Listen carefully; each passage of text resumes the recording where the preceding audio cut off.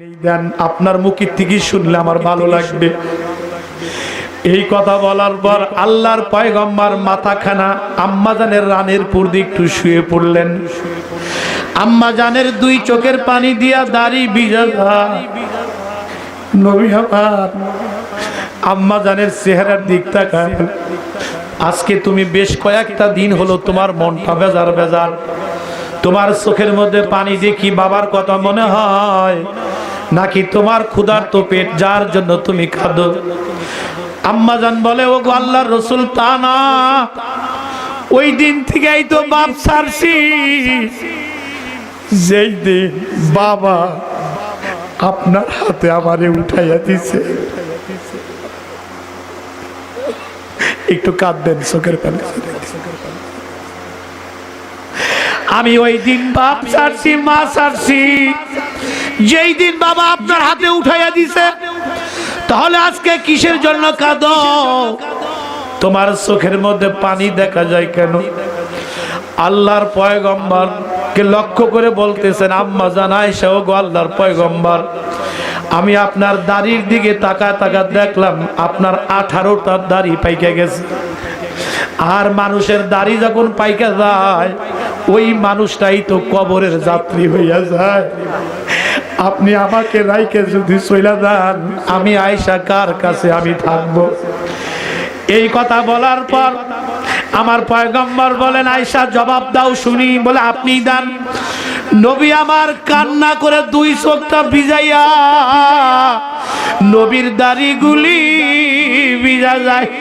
নবী আমার ডাক দিয়ে বলে, আয়েশা, মানুষ সবচাইতে বেশি অসহায় তখন হয় মানুষটা যখন চিরজীবনের মতো চক্ষুটা বন্ধ কইরা দিয়া দুনিয়ার সবাইকে ফাঁকি দিয়া কবরে চলে যায়। বড় বিল্ডিং বানায়, বড় খাট বানায়, ওই বানানো খাটের থেকে দরাদরি কইরা যখন নিচে নামে,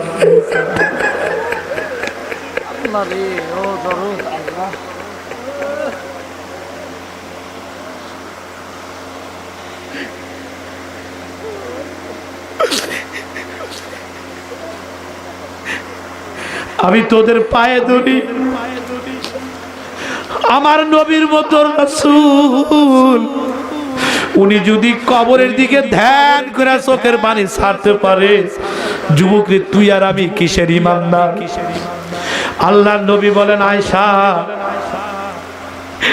মানুষ যখন মারা যায় বানানো খাট হইতে যখন দরাদরি করে নিচে নামায়, কি একটা আশ্চর্যের বিষয়, মাথার নিচ থেকে বালিশটাও খাইরা নিয়েছে।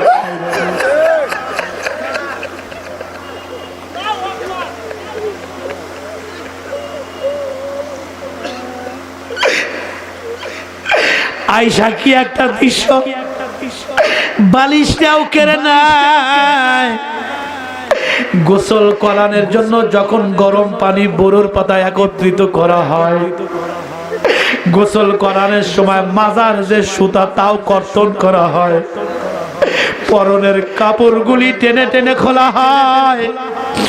খোলার পরে তাকে যখন কালো মুসুরির মধ্যে শুয়াইয়া শেষ গোসলটা করান হয়, মাইয়াকে একবার ডাইন কাত করা হয়, একবার বাম কাত করা হয়, একবার উঠায়া পেটটা ভালো করে টেপা হয়, এরপরে পোশাক পায়খানা পরিষ্কার করার পরে গোসল করে যখন কাপনের কাপড় পরানো হয়, চোখে সুরমা লাগাইয়া সলকেটের মতো প্যাকেট করে সাজাইয়া যখন খাটের পার রাখা হয়, দুনিয়ার কত মানুষ দেখার জন্য আসে, দেখে দেখে চলে যায়। কিন্তু কই মাইয়াতের যদি কোনো ছোট শিশু বা বাচ্চা থাকে, খাটটা দৌড়ে দৌড়ে যখন বাবা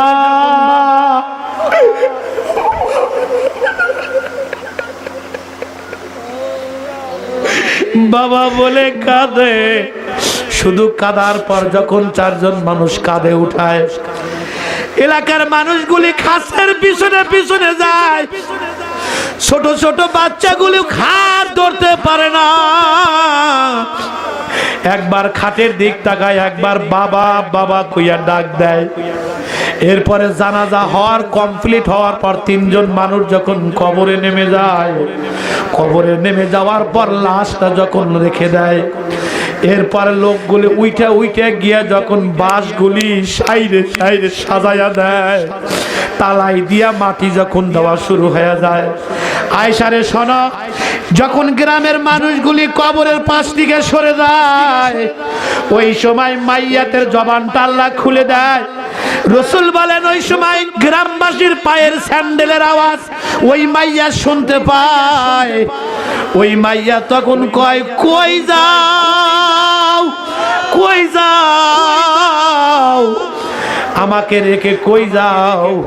আমার কবরের মধ্যে 99টা সাপ ঢুকিয়া গেছে, দুই পাশে চাপা দিয়া ধরছে, আগুন আইসা ভইরা গেছে। তখন ওই ব্যক্তির মতো অসহায় দুনিয়ায় আর কেউ নাই। এ তামায়ের যুবক যুবতীর দল, জীবনে আর আসতে পারবো কিনা যুবক আর জানি না, তোদের সাথে আর দেখা হবে কিনা আর জানি না। আমি তো তামাইতে টাকার জন্য আসি নাই রে, আমি তো পয়সার জন্য আসি নাই রে, আমাকে কয় টাকা দিবে এই জেহেনটা নাই। আমি টাকার জন্য তোদের কাছে আসি নাই ভাই, তোদের দুইটা পা ধরার জন্য আসছি রে যুবক। এ যুবক তার পায়ে ধরে কই, এই দাড়ি চাইতে মাওলার কবরে তুই কেমনে যাবি? এই দাড়ি চাইতে তুই নবীর সামনে কেমনে উঠবি? রসুল যদি খালি বলে তুই আমার উম্মত না,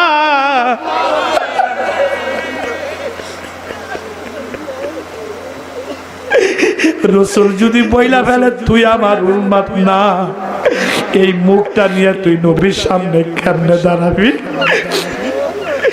আমি তোর পায়ে ধরি যুবক, তুই আমার পাটা লাথি দিয়া দূরে দিস না যুবক, তুই আমার ভাই। আমি মায়ের পেটে মায়ের মতো দরদ নিয়ে বলছি, আমার এই হাতটা লাথি দিয়া দূরে দিস না রে যুবক। আমি কেন এত পা ধরে ধরে বলছি, কাল হাসরের ময়দানে সর্বপ্রথম যেই লাশ মোবারক উঠানো হবে আমার নবীর লাশ মোবারক। কোন মানুষের লাশের খবর নাই। জিবরিল বলেন নবীর লাশ মোবারক যখন উঠাবো, আমার নবীর পুরা কাপনের কাদার মধ্যে কাদা দেখা যাইতেছে। রাসূলুল্লাহর কাপনের কাপড় মুখ থেকে যখন সরাইয়া দিবেন, আমার নবীজির পুরা চেহারার ভিতরে কাদা মোবারক দেখা যায়। আমার রসুলের পুরা দাড়ির মধ্যে কাদা আর কাদা।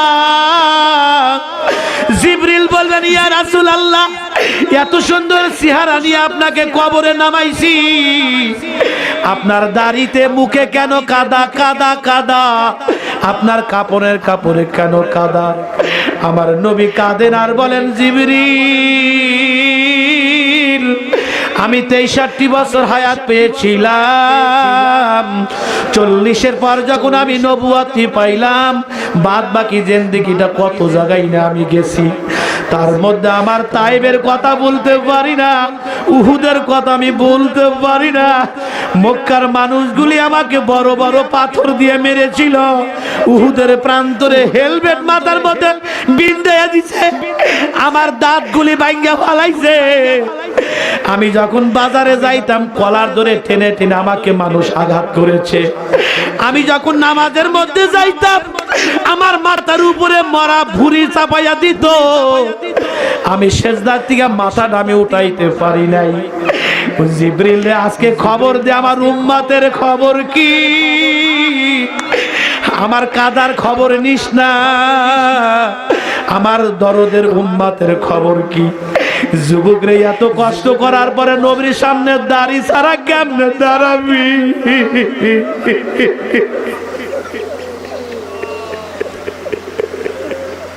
টুপি ছাড়া কেমনে দাঁড়াবি?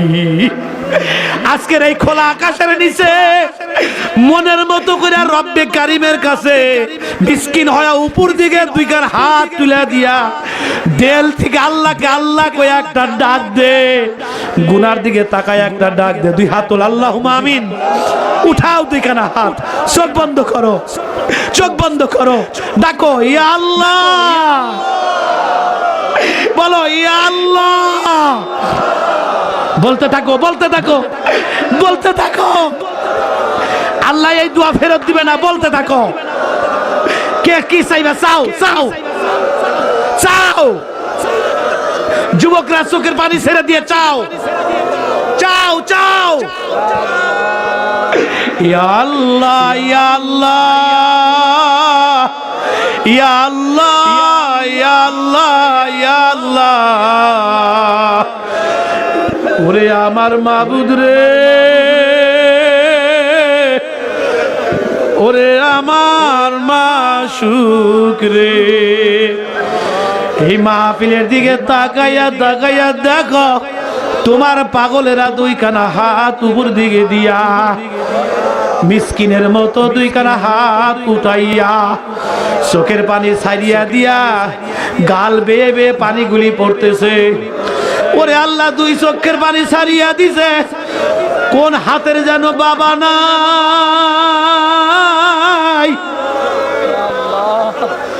কোন হাতের যেন মা নাই। যাদের বাবা নাই মা নাই তাদের চোখের পানি ফেরত দিও না আল্লাহ। কান্দো, কান্দো।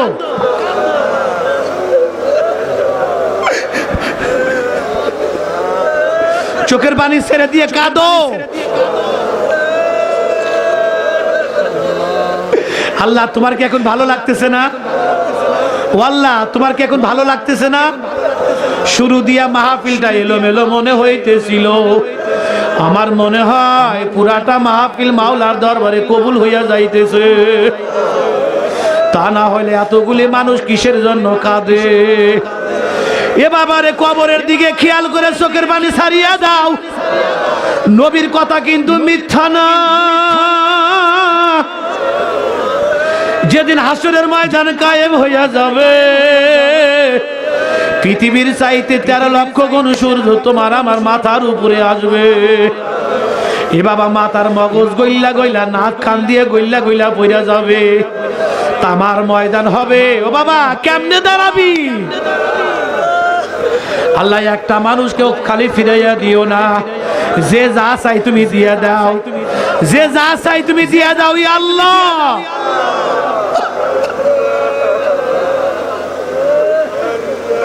কি চাইবেন? চান, চান, চান। আপনি চাওয়া আপনি চান, আমার চাওয়া আমি চাই। চান।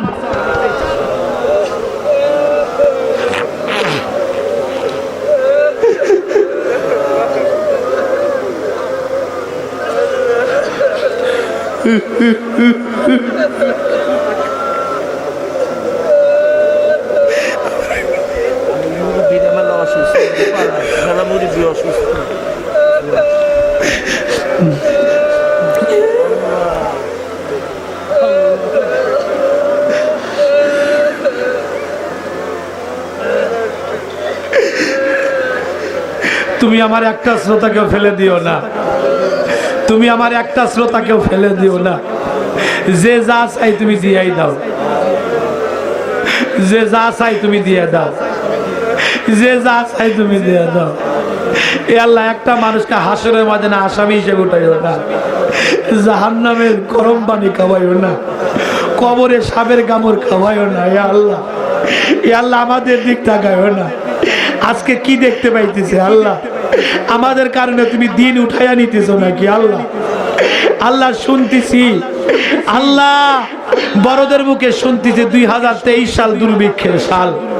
আমার দেশে দুর্ভিক্ষ দিও না, আমার দেশে দুর্ভিক্ষ দিও না। আমাদের দিকে দিন উঠাইয়া নিও না, আমাদের দিকে দিন উঠাইয়া নিও না।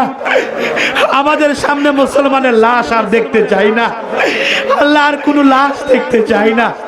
রাজপথে কোনো লাশ আর দেখতে চাই না আল্লাহ। কোনো আলেমকে আর জেলখানায় দেখতে চাই না আল্লাহ, আর কোনো আলেমকে জেলখানায় দেখতে চাই না আল্লাহ। কোনো গরিব মানুষকে না খায়া মরতে দেখতে চাই না আল্লাহ। কোনো গরিব মানুষের আত্মচিৎকার দেখতে চাই না আল্লাহ। তুমি মুসলমানকে বাঁচাও আল্লাহ সুইজারল্যান্ডে বোরকা নিষিদ্ধ হয়ে গেছে, সুইজারল্যান্ডে বোরকা নিষিদ্ধ হয়ে গেছে। আল্লাহ কত দেশে মুসলমান নিধন করা হইতেছে, আল্লাহ মুসলমান থাকবে কিনা জানি না। আল্লাহ এমন পরীক্ষা আমাদেরকে দিও না, বিবির সামনে আমাদেরকে হত্যা করা হবে, বিবি ঈমান রাখতে পারবে না। আমাদের সামনে বিবি হত্যা করা হবে, আমরা ঈমান রাখতে পারবো না। এমন দৃশ্য তুমি আমাদেরকে দেখায়ও না।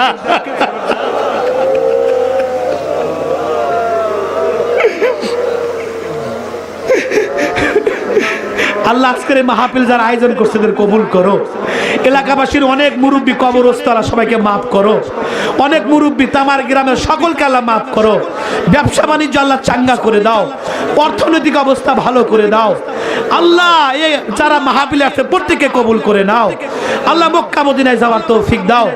আজকের আয়োজকদেরকে কবুল করে নাও, যারা টাকা পয়সা দিয়ে পরিশ্রম করছে আল্লাহ এদেরকে কবুল করে নাও।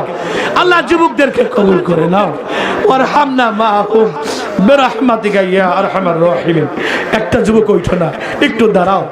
আগামী কাল থেকে 5 ওয়াক্ত নামাজ পড়বো, ছাড়বো না। কে কে রাজি আছো? একটু আল্লাহু আকবার করে হাত উঠাও। আল্লাহ তুমি হাতগুলা কবুল করে নাও, আল্লাহ তুমি হাতগুলা কবুল করে নাও। হাত নামাও, আগে ওইঠো না আমার পারমিশন ছাড়া।